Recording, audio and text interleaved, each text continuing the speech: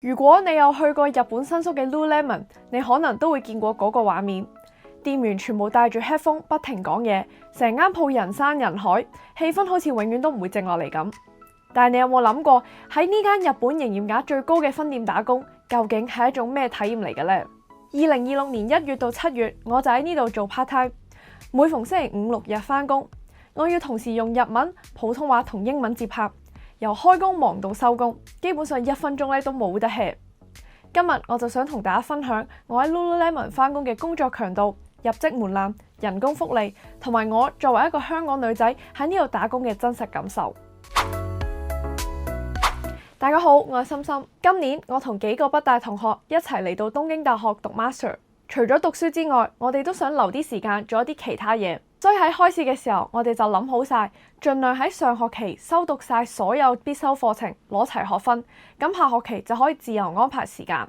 我另外2個讀雙學位嘅北大同學本身係高考狀元嚟嘅，讀書能力非常之強，佢哋就選擇喺上學期一次過修讀大部分嘅課程，下學期就攞啲時間喺日本4處旅行同埋參觀一下。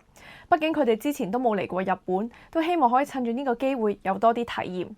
至於我咧，就選擇喺上學期完成大約3/4嘅課程，下學期就剩翻1/4。不過因為我之前已經嚟過日本好多次，有好多地方都去過，所以我將啲時間咧用嚟做另一種體驗，就係返 part time 工啦。可能會有人覺得好奇怪，點解出國留學仲要花時間去做兼職呢？其實呢個選擇同我自己嘅背景有關。我本身咧係讀語言出身，主修日文。我一直都覺得，如果想真正咁樣掌握一種外語，單靠課堂咧係唔足夠嘅。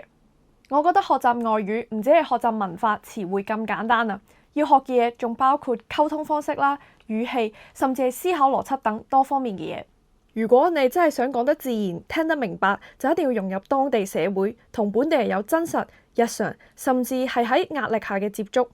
而我覺得最直接、最有效嘅方法，其實就係打工啦。因為打工唔單止係用語言，你仲會學到文化差異啦，學到日本人係點樣溝通，點樣表達拒絕，點樣處理衝突，仲有學到職場禮儀，同埋一套完全唔同嘅思考邏輯。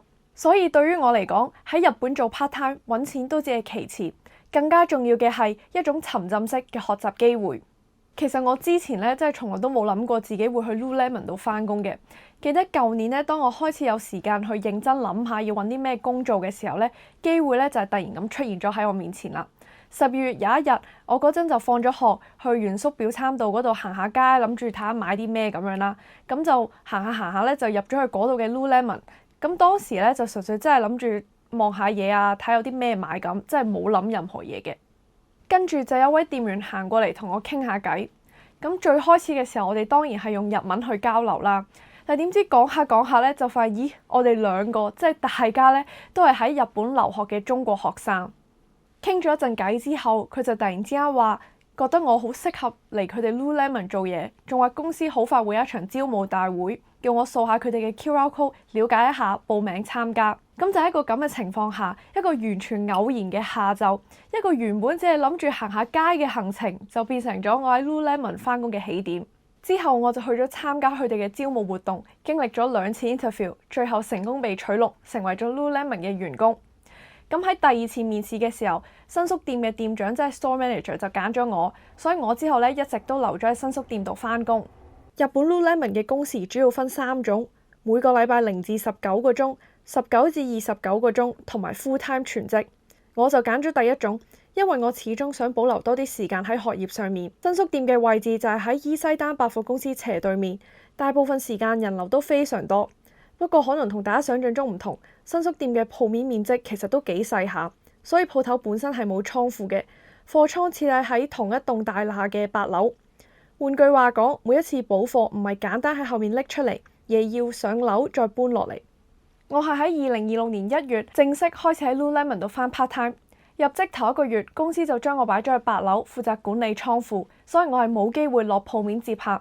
呢個其實亦都係新入職員工嘅必經過程。我每日嘅工作其實好簡單，就係整理貨品，同埋當樓下鋪面需要補貨嘅時候，將啲貨由8樓送落去1樓。聽落就好似好輕鬆咁，但係實際做落去咧就完全唔係嗰回事。我基本上一日咧就係不停咁上上落落，首先由8樓落去1樓，1樓咧又再上返去8樓咯。再落返去1樓，循環再循環。通常我都係推住一架掛滿衫嘅車，雖然係搭 lift，但係一日咧真係要上落10幾次，推住架車出 lift 入 lift 再出 lift，其實都幾耗體力㗎。有時人多，等 lift 又要等一陣。當我落到鋪面嘅時候，又有人急住話有另一件要攞，呢個時候咧我要即刻衝返上去8樓度攞。開頭做咧真係未習慣，做完一日咧對腳係超攰啦，好似唔屬於自己咁。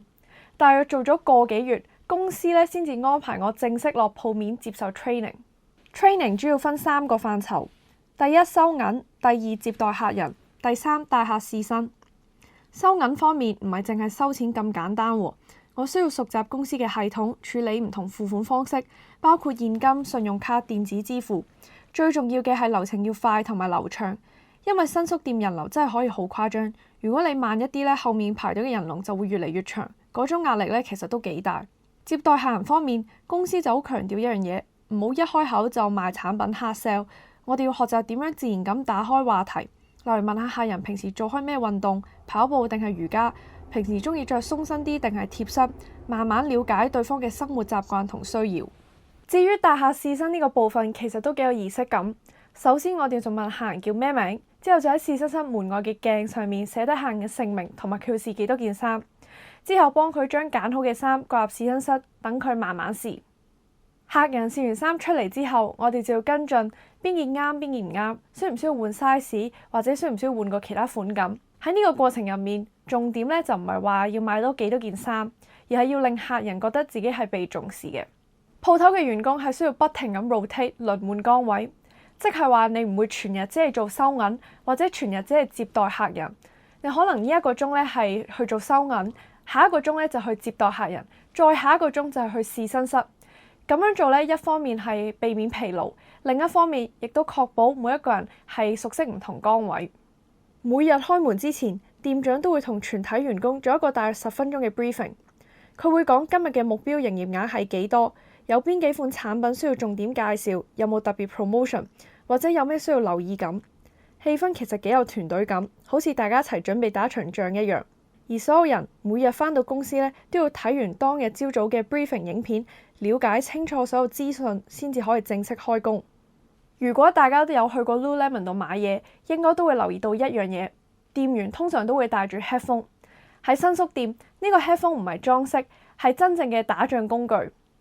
店長基本上全日都會透過通訊設備對鋪頭嘅員工實時發出指示，每1個鐘頭都會報一次營業額數字，清楚講出而家做到幾多，距離今日嘅目標仲差幾遠。嗰種感覺就好似有人喺你耳邊提醒你，時間冇多，要爭取時間做多啲生意。如果某個時段生意突然之間跌咗落嚟，耳機就會即刻傳嚟一句，大家下1個鐘要追翻條數翻嚟。除此之外，店長會通過大家帶住嘅 headphone 指示邊個要去支援試身室，邊個要去門口 welcome 客人，邊個要去收銀頂更等。喺呢度做嘢可以話全日都係處於一種被追住跑嘅狀態，節奏真係好快，壓力亦都唔細。喺呢種高壓環境入面，我學到一樣嘢，零售業其實唔單止係賣產品，而係一場關於效率、團隊合作同埋目標管理嘅實戰。每一個人都唔可以淨係顧住自己嘅崗位，你要知道成間鋪頭發生緊咩事，要隨時準備補位。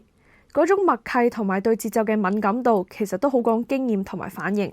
新宿店係日本 Lululemon 營業額最高嘅鋪頭之一，人流真係非常之誇張，尤其係星期5、6日呢啲購物黃金時間。而我基本上咧就係固定翻呢幾日，所以可以話由我翻工打卡嗰一刻開始到收工咧，基本上係冇得停落嚟。對於我嚟講，呢份工作最特別嘅地方其實就係語言。喺工作時間入面，我好多時都需要同時運用日文、中文，包括普通話同廣東話，仲有英文。客人比例方面，中國客人佔1半以上，之後就係日本客人，再嚟咧就係其他國家嘅旅客。好多中國客人見到我咧都會幾 surprise 同埋好開心嘅。當我用普通話同佢哋溝通嘅時候，佢哋通常第一句就會問我：咦，你係內地邊度人啊？但係幾乎係冇人估到我係嚟自香港。當然啦，如果我遇到香港客人嘅時候，我就會即刻轉翻用廣東話 channel 嘅。有時我都會同啲客人傾好多偈，佢哋一般都會好好奇，問我背景係咩，同埋點解會喺度打工。有啲客人咧仲會問我交換微信添。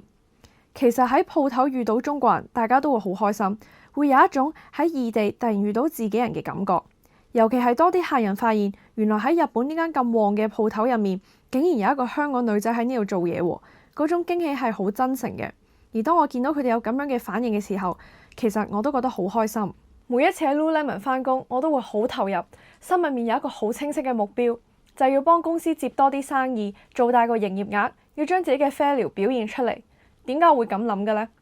因為第一樣嘢我就覺得收咗人工咧就應該要做到最好，而第二樣嘢就係自己身為一個中國留學生，無論去到邊，就算返工都一樣，要盡力做到最好，盡量留一個好印象俾人哋。總之就一定唔可以衰俾人睇。所以我對呢一份工咧真係好有 passion。每一次只要一返到公司咧，我就會自動 turn on 咗呢個工作模式。我會充滿笑容，主動接客，主動打開話題，盡量咧將啲客人帶返過嚟自己跟進。而我啲同事都好好，知道我識講普通話，通常一見到中國客人咧就會 pass 俾我。你問我辛唔辛苦咧，其實就真係有啲嘅，因為喺呢度返工咧就真係好搶。鋪頭咧就雖然唔算大，但我哋每一日要追嘅營業額咧係講緊400萬 yen， 即係大約係20萬港幣。要喺咁細嘅空間入面做到咁高嘅數字，基本上每一分鐘都唔可以浪費。但係即使有啲辛苦，我自己都幾 enjoy 呢份工作，因為佢俾到我好大嘅滿足感。雖然我只係一個 part time， 但試過有幾個客人點名讚我，其中有一位客人仲特登喺鋪頭嘅網站入面留言讚我。當店長話翻俾我聽嘅時候，其實我真係好感動，覺得自己嘅努力冇白費到。可能因為我做嘢真係幾搏命，所以店長都好滿意我嘅表現。試過幾次我返緊工嘅時候，佢咁樣同全店員工講：阿森今日一返到嚟，營業額又升咗啦，大家要把握時間再做多啲生意。通過 headphone 聽到佢講嗰一刻，我真係幾有成就感同埋好開心，因為我知道自己嘅存在原來係有價值嘅。講到呢度，可能大家又會想知道日本同事對我好唔好呢？我可以好真心咁話俾大家聽，公司入面每一位日本同事都對我非常好。佢哋從來都冇因為我只係一個 part time 或者因為我係一個中國人而輕視我。相反，每一次我返到公司咧，店長咧都一定會將我安排喺公司最重要、最直接接觸客人嘅位置接生意。有日本熟客嚟到，我嘅同事咧有時仲會主動介紹我，話我係東京大學同北京大學嘅學生。呢樣嘢咧係我完全冇預期過嘅，但係從佢哋嘅語氣入面，我可以感覺到佢哋係真心為我而感到驕傲嘅。另外，公司每逢有員工聚會，不論係 team meeting 定係放工後嘅飯局，都一定會叫埋我去。一個月大概都有1至2次㗎。有時收工之後，個別同事亦都會問我係咪一齊去食飯。我覺得自己係完全能夠融入咗呢度 Lululemon 嘅團隊入邊。我同日本同事之間嘅相處係非常之好，我哋之間從來都唔會講政治，我亦完全感受唔到而家外面中日關係嗰種緊張氣氛。其實今次已經係我第2次喺日本打工。3年前我大3即係 Year 3嘅時候咧，我都喺日本做過 part time。嗰一次咧就喺名古屋一間大型連鎖嘅拉麵店丁田商店入面咧做一個侍應。嗰陣時咧年紀就再細啲啦，同埋日文又冇而家咁好，再加上嗰間鋪頭咧超過90%嘅客人咧都係日本本地人，所以我嗰陣做嘢咧都係比較拘謹同埋小心翼翼嘅。但係今次再喺日本做嘢咧，感覺就完全唔同啦。首先同事對我好好，好重視我。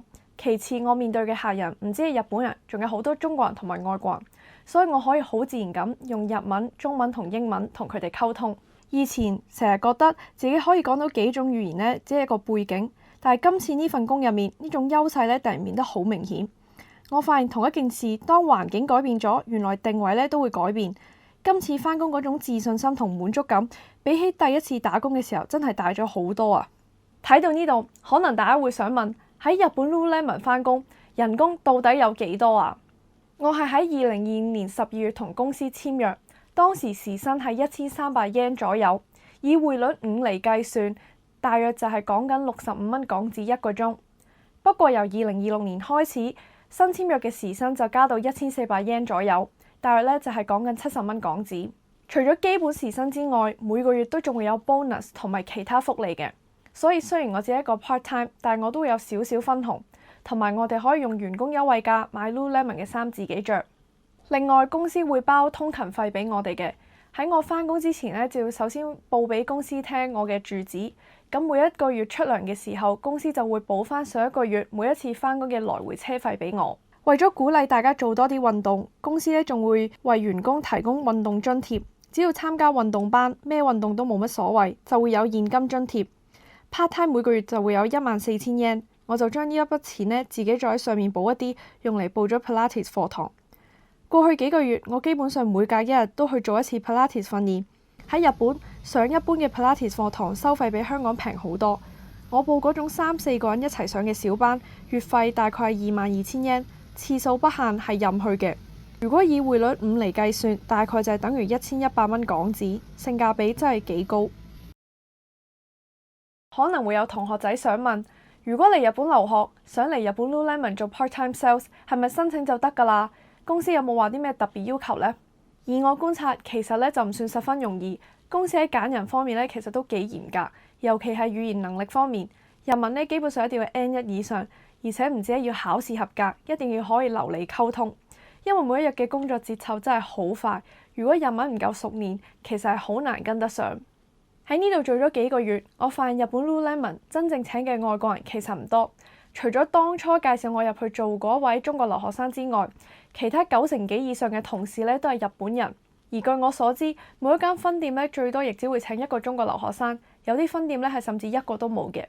不過公司嘅政策咧其實隨時都會改變，未來會唔會請多啲外國人，其實都冇人講得準。